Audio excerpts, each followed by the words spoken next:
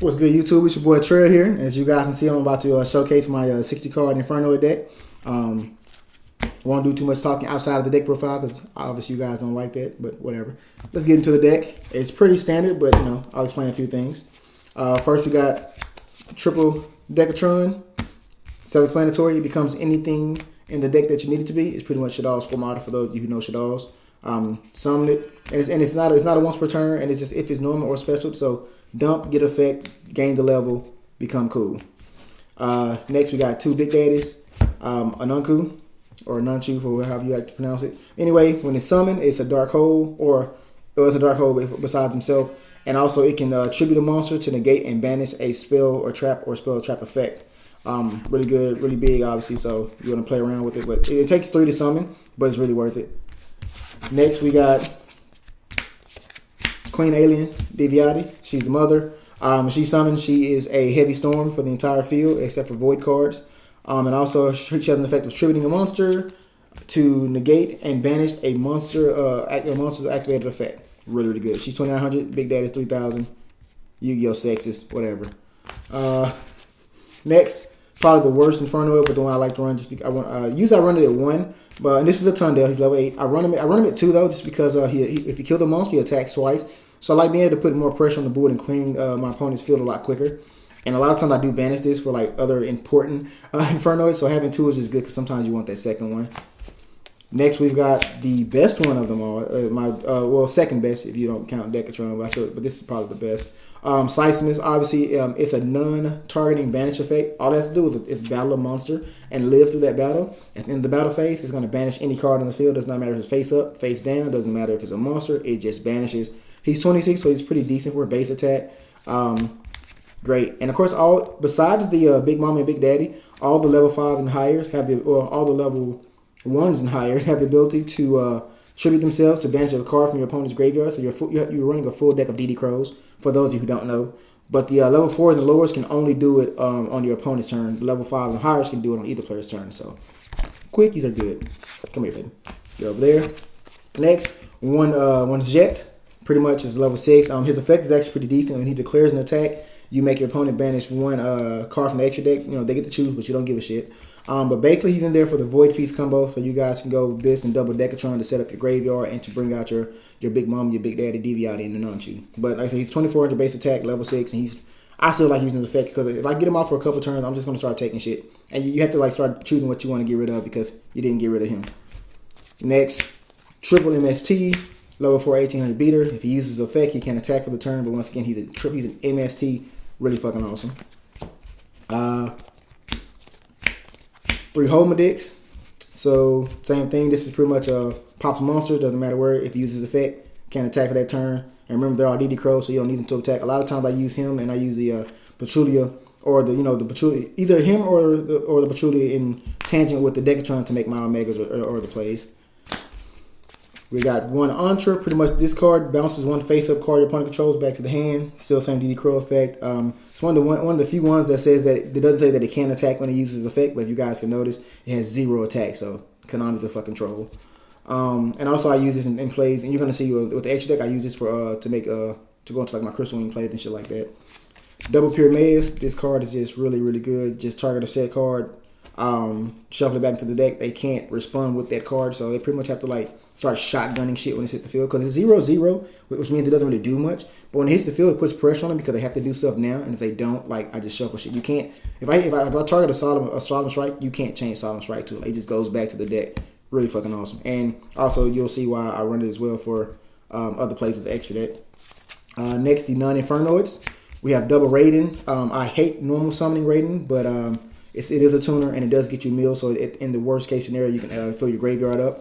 I try not to normal summon, but it's mainly there just for the charge, once again for the meals, but it's not bad. I just don't like normal summon. But you don't normal summon a lot with this deck, so you're okay. 2 Snow. I was doing 3, but once again, I don't like to normal summon a lot. So the thing was, I just want to mill them off. If I mill one off and get one in hand, that's completely, I'm great with that. Because, to normal summon it and book a Dryden, it pretty much puts them in a position where they have to do something right then and there. If not, then, and if they pop it, then of course it goes to grave, so you still get to use it again. And it's not once per turn, so gotta fucking love it. She's bae. Best card in the deck. Double Max C, of course, we play Reasoning and things like that in Infernoids, but you still got to play this because if you lose the die roll and they try to go off on you and set up, you want to be able to keep pace. But it's Max C, so I don't have to explain that.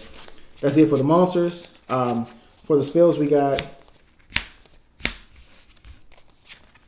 6. That grass looks greener, and I call it 6 because you hardly ever search out any other spell with the deck. In the deck with this card, except for that grass. That grass lets you become even with your opponent's deck, thus filling your graveyard. This banish your entire hand to search a spell, so you banish your hand, search this, all of the good shit. Now, I have in certain cases used this to search other spell cards that I haven't used, like Instant Fusion and things like that, if my graveyard's already set up. But typically, if you get this early game, you're going to go for this kind of play. So, 6 that grass. Double charge. Pretty much the only reason why I would run Raiding. If I had a better mill option, I'm not going to lie, I probably would even run Raiding. I like Raiding, but I don't like normal summoning, so the double charge, obviously. And I'm a scrub because I don't have, the hollow, whatever. 1 Twin Twister, just because, some back row is just ridiculous. We don't like emptiness. Like, strike isn't that big of an issue to me, but emptiness just gets on your nerves. So, the 1 Twin Twister. Regeki, because you're playing 60 cards and you play a lot of random shit when you play a lot of people. So, in the chance that you don't mill this, you're going to use this and blow shit up. Or what I like to do is force out of my body as a shield with it, and then go into other plays. Like I'll Regeki, they have to negate, and I go with Nunku, blow their shit up, and I hit you for 3K. So you just took 45 off of my card and your own personal card, and you're losing this game. Double Instant Fusion. Obviously, I have Instant Fusion targets in the extra deck. You'll see those. They're pretty. 1 for 1. Get Big Dick Decatron. Become anything you want. It's your world. Be what you want to be. Reasoning. Playing Infernoids. Monster Gate. Playing Infernoids. 1 Void Seer. When you play it from the field or from the hand, you have an Inferno monster that just is unaffected by anything and everything, which is awesome. From the graveyard, it's pretty much if an Inferno monster will be destroyed, you banish it, they live. It's okay. You don't care if you mill it because you have the graveyard effect, but if you get it in the hand, you just know you're going in because they can't really do much to it. They have to respond to it, and they won't. All right. But the other cards we run are the Void package. Pretty much, you only use this to search out either your to search out the Imagination or the trap card, the Feast. But this also has the ability to not only do you once per turn you can pitch off a card to search a Void spell or trap, besides Null and Void, which got a name change. But also, if you battle with an opponent's monster with an Infernoid, you can send this to the graveyard to banish that Infernoid monster and that opponent's monster. So if it's a monster that gets in your way and you just can't get around it because you're not big enough, you just run into it, banish. You don't care. You play Inferno, they banish themselves anyway.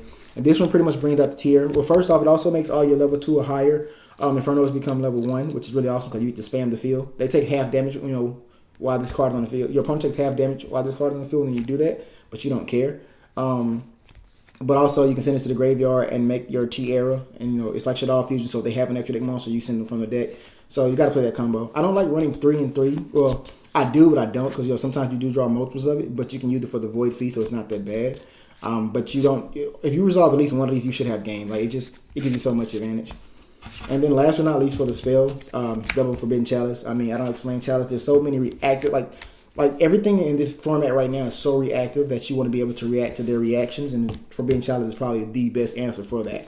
Stops Dryden, stops snows, just also works doing damage step to increase your monster or to negate effects that will otherwise screw you over in the damage step. So it's just 2 of these. Once again, I'm a scrub. I don't have hollows. I had hollows, but I sold them. Shame on me. That's it for the spells. Traps. Triple Void Feast. Pretty much you're going to send off a Void card from your side of the field or from your hand to special summon up to 3 Inferno monsters whose level equal exactly 8. So this is where you can get your Zet and your two Decatrons, or you can get a Decatron, a Homedic, and a Patrulia. You have an MST, a Monster Pop, and anything else you want to become.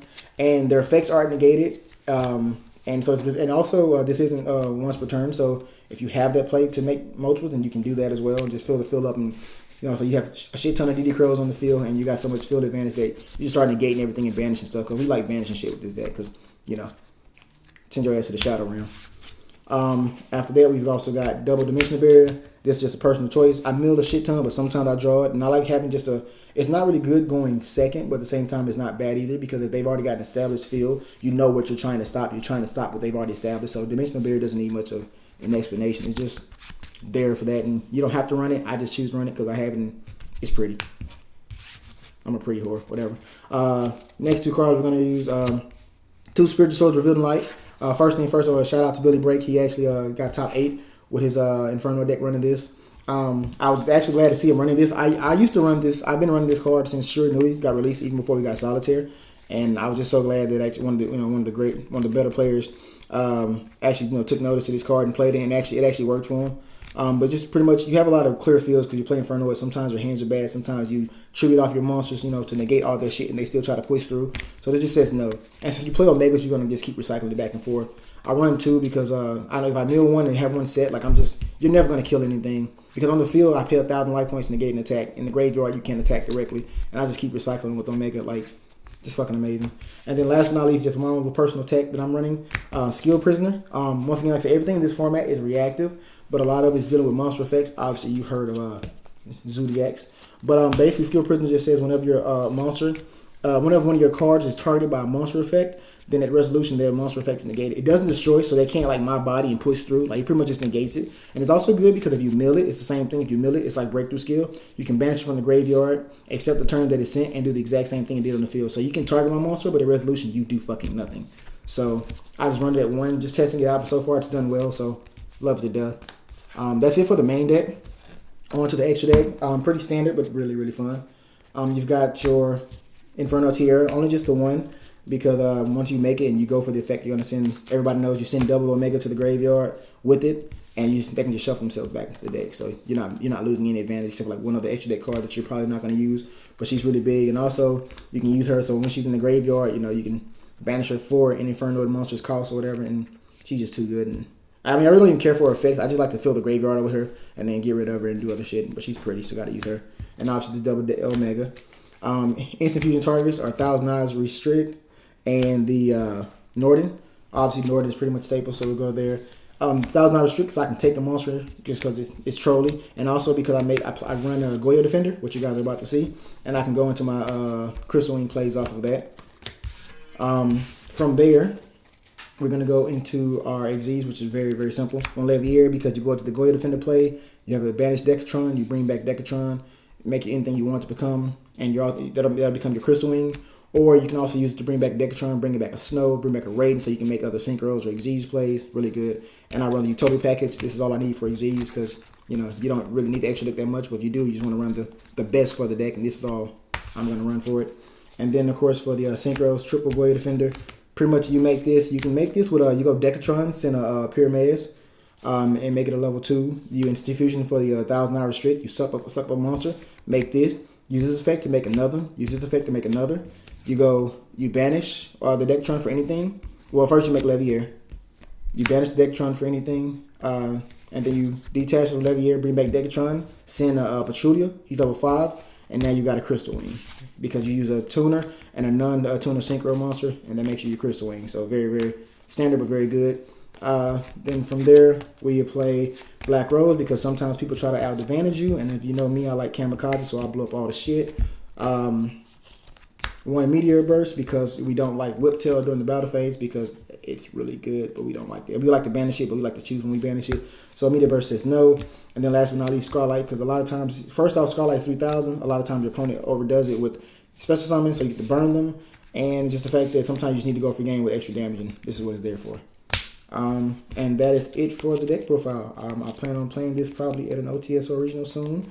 So if I do well, you guys will hear about that. If not, I'll still be a scrub, but hope you liked it.